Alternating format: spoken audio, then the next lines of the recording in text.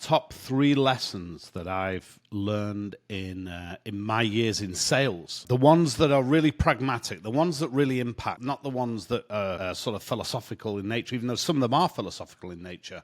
But they are, I really use them and they really make an impact. They move the needle on my sales results. I think that probably the most important one is to continually build pipeline, which means that we're constantly prospecting. What I have learned over the years is that if I've got a strong pipeline, my level of conviction, my courage in the marketplace, my level of challenge, nurturing challenge for my prospects, revolutionized out of the fact that I've got a deep pipeline, which means I'll be brave. And I find that if my pipeline is a little wishy-washy, a little thin, well, then I lack that conviction, because now I'm worried about, it's the worst worry of all. What does he think of me? What does she think of me?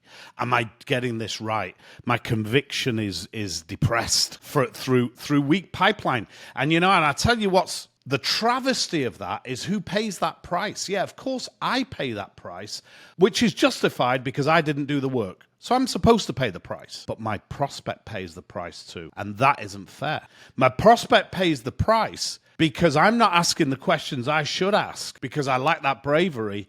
And what an injustice to make the prospect pay the price of my laziness or my distraction. So that, for me, lesson number 1. There is nothing stronger we can do in sales than consistently develop and deepen our pipeline with passion and conviction. It's a lesson that I've learned over my years in selling. Number 2, it's never about the money. It's never about the money. As much as a prospect or client wants a salesperson to think that the most important part of the puzzle is the money, of course they want you to think that. It's never ever, not even once, not even at the extreme case, never about the money. It's always about fit. Now, there is an economic dimension to fit, of course. Your solution and your company and the thing you're selling, that's got to fit with the problem, and it's got to fit with the economic case, and it's got to fit with the way that company wants to do business, of course. But it's not about the money. It's about fit.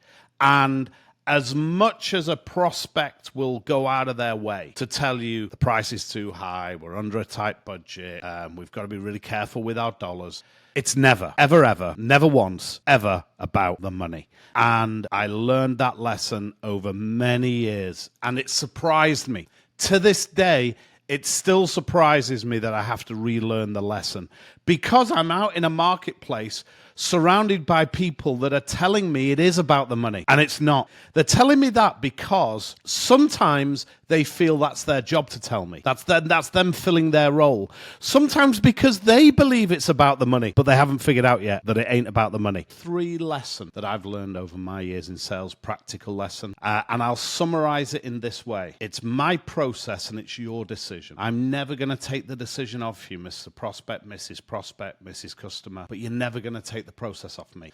And it's my process. I can have the confidence in that because I know I've designed my process with one end in mind: to help you make a great decision. It isn't a self-serving process. It's a you-serving process. It's a prospect-serving process. And I am never going to let you take my process, and I'm never going to take your decision. You're going to own the decision. I'm going to take the process.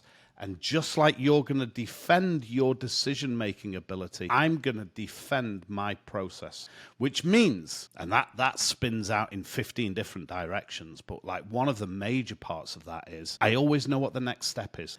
If I can always have absolute clarity over what the next step in my process is and not be not fall victim to shortcuts and stories, if I can not be lured or seduced by the shortcut, if I can have a great confidence and clarity over what my process is, and then I can bring you with confidence and conviction and strength through my process, such that you and I are both tooled to make great decisions, well, that's my job. That's my job in sales. The hard part of that puzzle is that I have to design my process in the full knowledge that you don't trust me. That's okay. I've not earned the trust yet. You're not supposed to trust me.